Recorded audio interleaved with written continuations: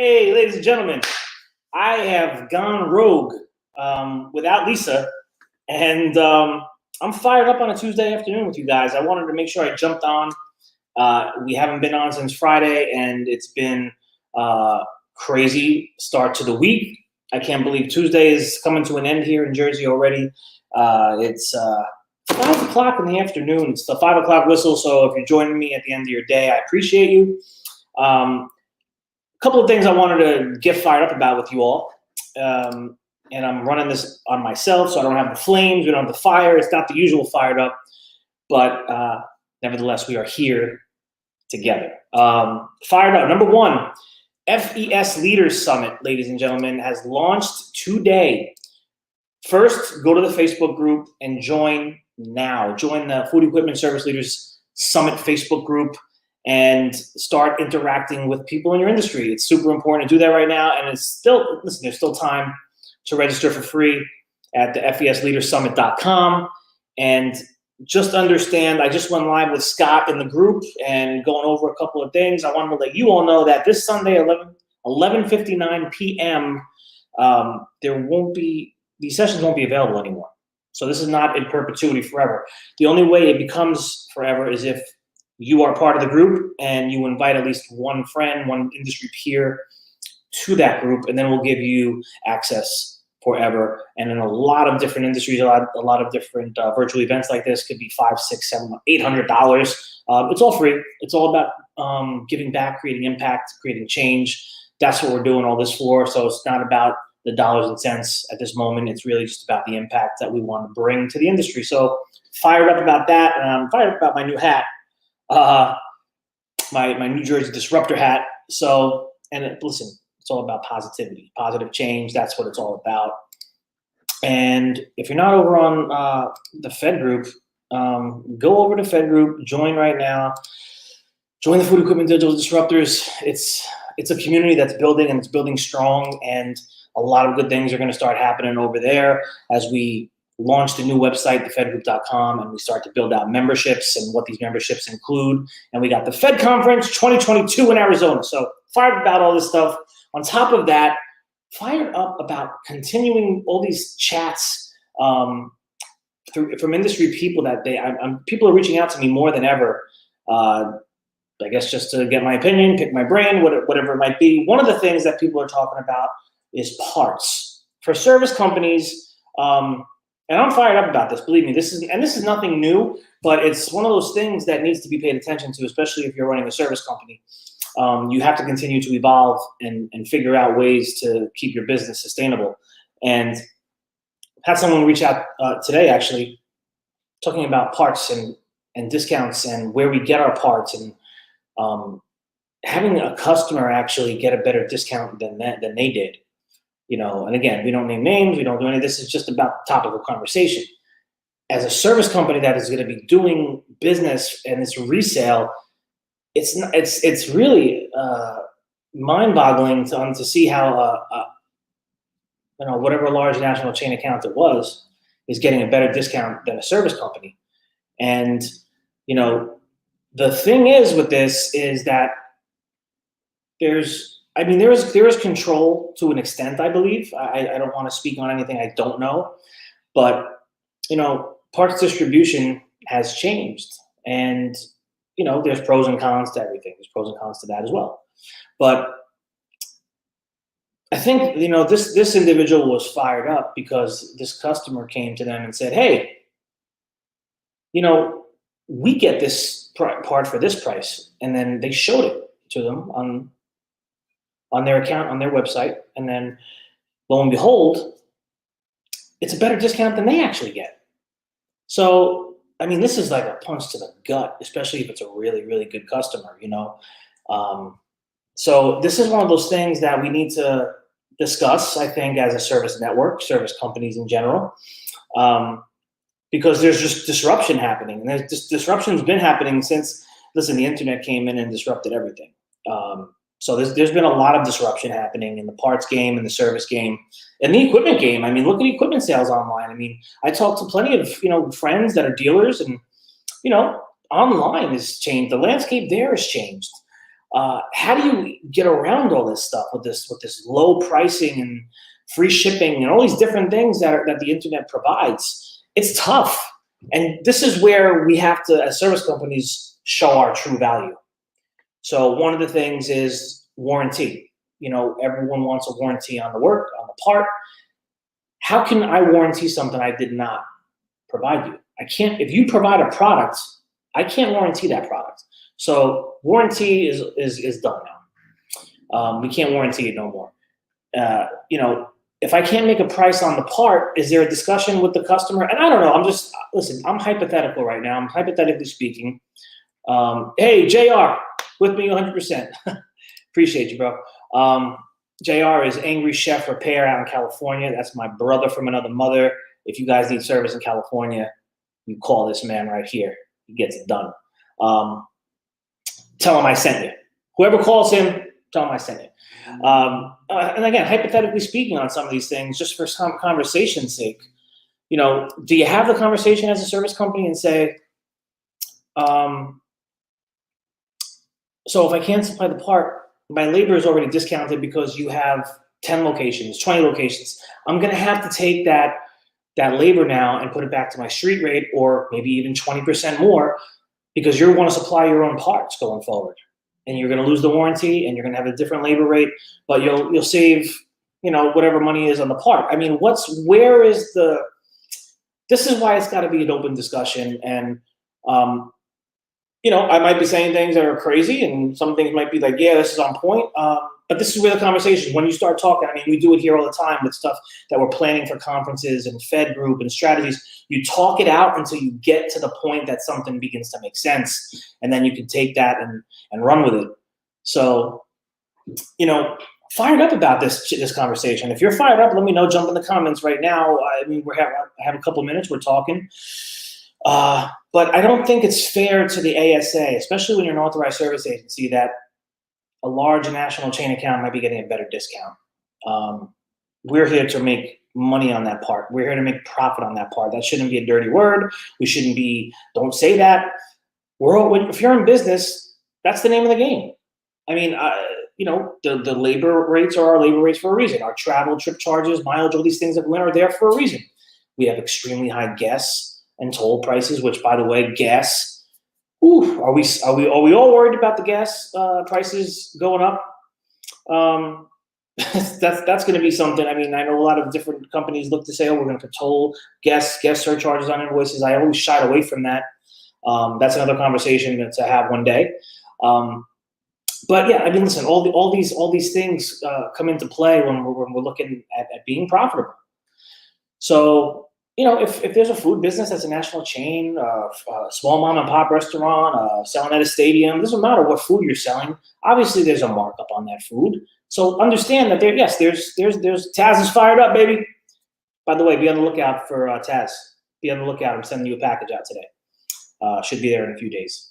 Yeah, I mean, listen, there's food markup. You walk into a burger joint or anything, you're not paying exactly what the restaurant pays. How would they stay in business? Same thing for us. We have to make money on our parts. And when there's an opportunity to sell that part, we want to sell that part.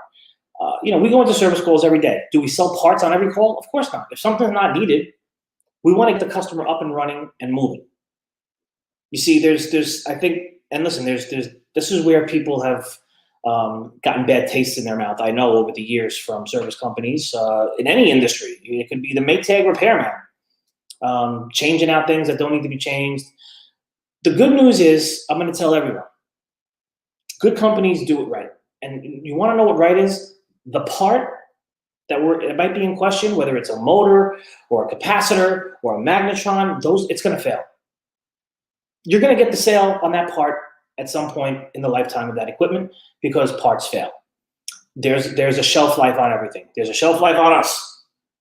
I don't want to get too dark, but there's a shelf life on us, right?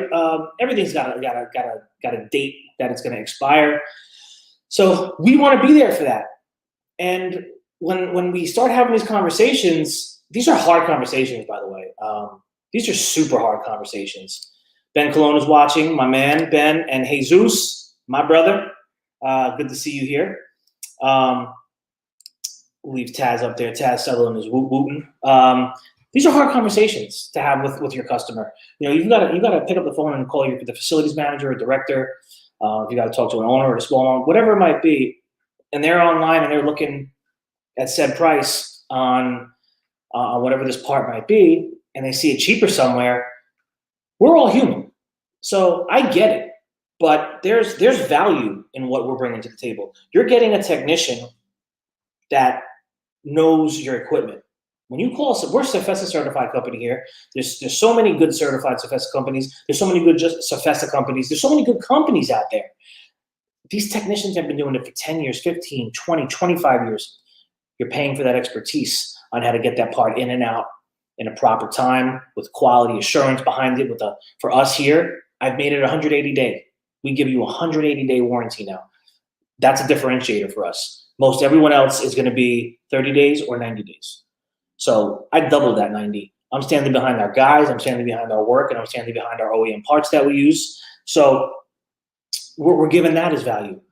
And I've often had conversations, and people have said, "Oh, I'm going to buy it. I'm going to buy the part online."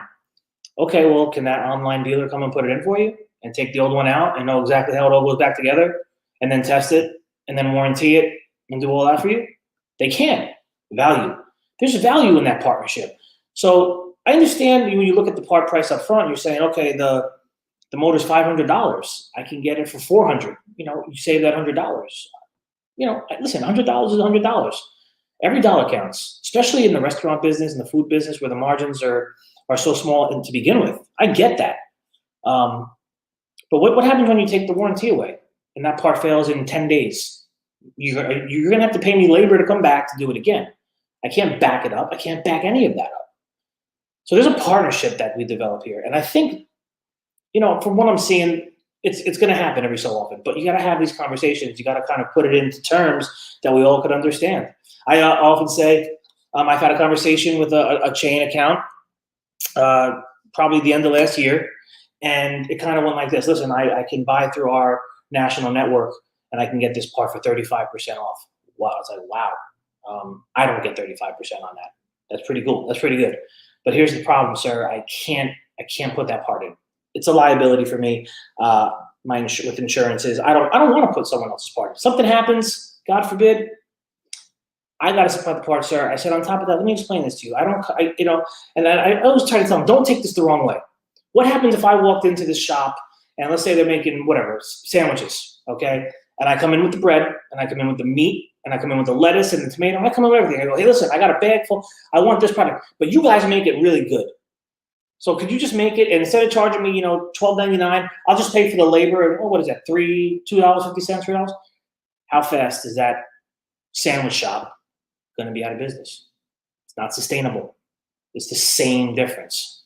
So Ben says, very true. A lost expense behind the scenes. Yes, it's true.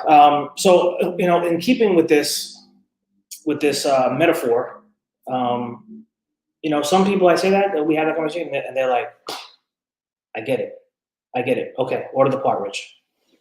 And we're there. We're there on Saturday night when he calls. We're there on Easter Sunday when he calls. We're there on Thanksgiving Eve, Thanksgiving Day, the day after Thanksgiving. We're there every day. And I try to let other people understand the value in that. You call me, you call my company, you call Geraldine as our service manager. She gets the after hours. She dispatches the tech. We're there. Wherever you went online, where are they? That's my question. They might be there for you on Monday, but are they going to be there on a Friday night? We might have the opportunity to come in and you know what? A part might have fit. We could get you going for the weekend. We can make sure you don't lose revenue. You don't have to 86 those menu items. There's value in this partnership.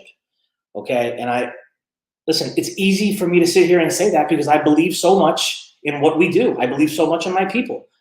It's easy for me to try to say these things. I believe it wholeheartedly. And I look to guys in the industry that are doing it. Josh Zolan, Roger Smelser, TJ Coker, all these guys that are just building beautiful businesses, surrounding themselves by good people, putting good technicians in vans, training them, taking care of them, making sure that they're taking care of the customer because they're being taken care of. It's a partnership. And I told this gentleman that we talked about, you need to explain a lot of the stuff to your customer. Apologize that, maybe this wasn't sourced correctly, this part. You know what? Listen, things happen. Okay? If we talk about it and we stay honest with ourselves and we stay honest with the customer, we can't lose. So Mike Reed says, no respect for the work we do and the value we offer. Well, Mike, I much respect to you, brother, for all you do. I have so much respect for the men and women getting their hands dirty in that equipment, in those combi ovens, and those steamers, and those fryers, sticking their hands in those toasters, and climbing up on roofs with the HVAC units, those ice machines. These are all critical pieces of equipment, as far as I'm concerned. Most of these are all critical pieces of equipment, especially the walk-ins. And sometimes you guys got to crawl into the ceiling where this stuff was installed with the condensing units, and you got like this much space to work with. Much respect, Mike. I feel your pain, because I know there's a lot of guys and girls out there that feel that way, and I actually see it. I see the disrespect, and I talk about that. I feel that the disrespect comes in the discounts of the time, where someone says, "Hey, you have 2 hours to put this in." Well, it took me 20 minutes to find the piece of equipment at the stadium. It took me another 20 minutes to had to go back to get my tools and do all this stuff because they wouldn't let me in. But sometimes it could be 40 minutes before we open up the panel. There's different variables. And then you got to talk to customers. We got to find out. There's so many things that go on. So yeah, you know what? It took me 3 hours because of this, this, and this. I'm not going to call up my tech and say, hey, XYZ said they're not paying for that hour, so I'm going to deduct you for that hour. Never. It will never happen here. I will never discount my technician's time. I value it. I value it too much. And there's manufacturers, there's customers, there's so many people that value what you do, Mike, believe me. But I feel your pain. I do. And that's why I'm out here. I'm fighting for my guys, my gals, my technicians. I'm fighting for my service companies. I'm fighting for this industry, doing these lives, putting these fire-ups together. This is about disruption in the most positive way possible. Getting people talking collectively to move things in a forward direction, that's positive. These are hard conversations to have, by the way. I know these are hard conversations to have because these are most usually conversations that are had behind closed doors or in private conversations, maybe at a conference or a show floor or something. So I understand I'm bringing this stuff to the table. I hope I don't make any people angry or enemies on this stuff. That's not my goal. My goal is to just get people thinking and get people talking and get people aware. And I didn't create this industry. I didn't create these issues. I didn't create these problems. I didn't create any of this. But I have been in this industry a long time with my dad. It goes back to high school in the late 90s. Right in this building. We're still in the same building since 95. I used to walk down this block right here. You can't see it. But I used to cut off the bus and come down here into this building, and I could hear my dad talking about the same stuff. This 20 years later. So Ben says, plus checking with security. That alone takes 30 minutes when in the stadium and hospital. Yeah. And what about, and on top of that, correctional facilities and prisons. And these things take time. It's like, oh, we're not paying you for that. And then parking. We're not paying you for that. Well, listen, it's $40 to park in some places. I mean, we live in Jersey. Everything's inflated here. Mike Reed, you know the struggle, but the dealers and some manufacturers don't get it. Price is all they care about. Yeah. Mike, listen, you're not incorrect. I just had a conversation with a friend of mine at a manufacturer this afternoon as well, kind of talking about the different positions in the industry, reps, dealers, how we're all moving together, and how I have a process to do things here now, and I can't make any exceptions. One of the things we're talking about is the installs, which I get fired up about installations all the time. So these installs, it's all this rush because people want their checks cashed and commission checks and all this stuff. And I get that. I want my checks too. I want to go do the install as fast as possible. I want to bill it. I want to get paid. I want to cash it. I want to put it in the bank account. I want cash flow, baby. I want cash flow. I want to build my business. But there is a process. So we have to get the authorization from the manufacturer. Then we do the site survey. In between that, I got to get a form filled out by the end user customer that says their site's ready for a site survey. How many times have I rolled the site and send my $120,000 a year technician to say, Rich, it's not ready. We just burned an hour here, and now I drove you 40 minutes. Now I got 2 hours where we could have been making $1,500, $2,000. That's out the window. Plus, I can't bill somebody for that. So we got to get forms signed stating that this is here, this is here. We roll into sites sometimes, and there's not even walls up. But the dealer, whoever's push it, go do the site survey. So we have to slow this thing down. And I promise you, if we do all care about the customer like we all say we do, that is what you have to think about at the end of this. Because you want to cash that commission check or that check for whatever it might be, but don't you want to cash another one and another one and another one? Don't you want them to keep coming back? I do. I don't want to be a revolving door. And at the end of this situation, I'm the last guy they see. Who do you think they hate the most? They always hate the service guy the most. Well, you guys you did this with the install and you did this. Yeah, but if we did the process right and everyone wasn't rushing, we wouldn't have been back, have to come back 3 different times. We would have did this, and we would have showed up once for the site survey and once for the install. Sometimes all this rush, the site survey is done. Two dispatches on that. Then we get the site and the miscommunication and the site's not ready. Now I just sent 4 guys out. This adds up to tens of thousands of dollars out my window every single year. Cannot keep doing it. We have strict things in place now. So fired up about all this stuff. We gotta keep talking about it. If you want to jump on a live with me and talk about the things that are going on in your business and your industry, I'd love to talk to more reps and dealers and manufacturers. Because we need to get all sides of this thing. It's not just a one-way street. And listen, at the end of the day, we're not perfect over here. Believe me. If it's just me talking, I can only talk to you about what I know and what I see and what I do. But again, we're not perfect over here. We make mistakes. We have to own it though. I've gone into things. I've eaten so many different things. I own it. If it's on us, it's on us. So there's got to be an understanding, and that's what we need to create here. So fired up about getting people together on the same page, disrupting in the most beautiful, positive way possible. And I'm going to take it down there. That's about it. So let me just say here. Boom. So get over to Facebook if you haven't. Join the Food Equipment Digital Disruptors. We're building over there. We got the Fed Conference, major event 2022. We're going to have sponsors. We're going to have keynote speakers. We're going to have all kinds of interesting things. Unlike anything you've ever seen before. It's all about branding, digital media, and it's all about revolving around our industry. So there's nothing else like it. There's nothing else like it in the food equipment world. So that's what this is about. If you want to learn how to market and brand and build, that's where you want to be. I have hijacked a Fired Up without Lisa. I hope I did okay. We'll get the flames going again tomorrow or the next day. And listen, I appreciate you guys joining me on the live, spending all this time with me. I love you all. Stay well, and I'll see you on the next one.